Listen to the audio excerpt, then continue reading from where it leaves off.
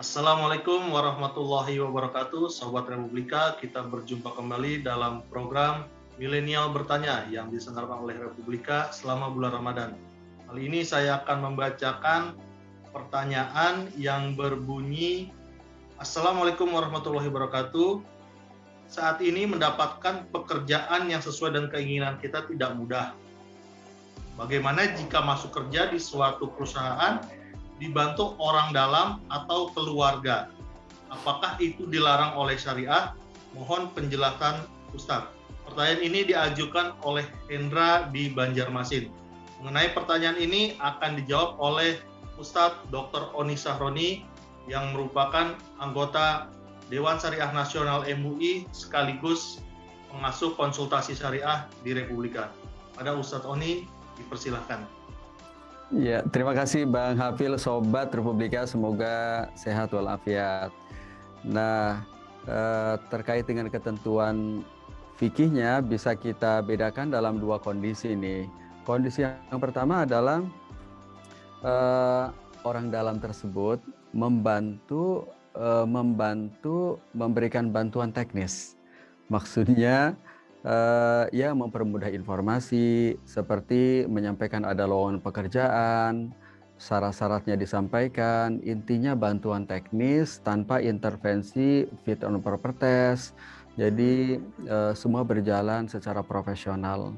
Nah, dalam kondisi yang pertama ini diperbolehkan, bahkan bagian dari ta'awun ya, kerjasama, wa ta'awanu 'alal birri wat taqwa, di mana kita dianjurkan untuk membantu sesama, menyampaikan, mempermudah informasi hingga kerabat, saudara, sobat, sahabat kita ini mudah untuk mendapatkan pekerjaan. Itu kondisi yang pertama.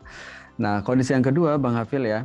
Jadi kondisi yang kedua itu bantuan tadi bisa berbentuk dua hal. Yang pertama, memberikan insentif atau uang atau material yang lainnya kepada pemegang kebijakan ya, atau yang melakukan fit and proper test, sehingga kerabat yang dibawanya tadi itu yang seharusnya tidak lulus tes menjadi lulus karena uang pelicin yang diberikan atau materi yang diberikan. Atau yang kedua, tidak ada uang yang diberikan, tidak ada barang material yang diberikan, tetapi karena ia pemegang kebijakan, pejabat, ia memberikan instruksi agar orang yang dibawanya lulus. Padahal kalau mengikuti alur yang profesional, ia tidak lulus. Maka dalam kondisi yang kedua ini itu tidak dibolehkan karena termasuk kategori riswah, ya, riswah. Sebagaimana hadis Rasulullah Shallallahu Alaihi Wasallam, la'ana Rasulullah Shallallahu Alaihi Wasallam ar-rashi wal murtashi, bahwa tidak dibolehkan melakukan riswah. Jadi baik si pemberi atau penerima suap itu tidak dibolehkan. Dan jika ini terjadi, maka banyak orang menempati pos dan amanahnya bukan karena kompetensi, tetapi karena uang atau karena jabatan. Nah, di tengah dinamika saat ini, maka menjadi sebuah keniscayaan bagi kita untuk memperbanyak skill, kompetensi, menjadi seorang profesional, sehingga kita bisa mendapatkan amanah, tugas, pekerjaan, dan lainnya secara profesional tanpa harus mengeluarkan uang pelicin, tetapi semuanya kita dapatkan secara profesional karena orang tersebut kompeten.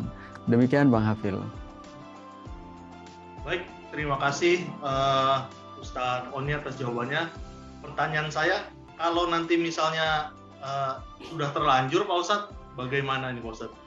Ya, kalau sudah terlanjur sebenarnya pertama, jika perusahaan tempat bekerja itu core bisnisnya halal, halal ya, maka pilihannya bisa dilanjutkan, tidak ada masalah. Apa kealfaan, kehilafan yang pernah dilakukannya itu bisa dibayar dengan banyak bersedekah ya, berinfak sebagai pertanda ia bertaubat dan tidak akan mengulangi pekerjaannya. Atau pilihan yang ideal sebelum itu adalah dengan menghubungi orang yang akhirnya terdelete karena karena ia masuk karena uang pelicin tersebut ya. Karena uang pelicin tersebut. Itu dua pilihan. Jadi pertama menghubungi orang yang akhirnya terdelete ya karena ia masuk tadi dengan uang pelicin di kondisi yang kedua, atau melanjutkan bekerja di perusahaan selama core bisnis perusahaannya itu halal dan ia bertaubat tidak akan mengulangi cara-cara yang tidak baik tadi ya. Tetapi jika core perusahaannya memang tidak halal, maka tidak ada pilihan lain ya kecuali memang resign dan memilih tempat bekerja lain yang lebih halal, lebih berkah ya. Demikian Bang Hafil. Baik, terima kasih Ustadz Oni atas jawabannya. Mudah-mudahan ini menambah pengetahuan kita semua dan juga bermanfaat bagi kita semua.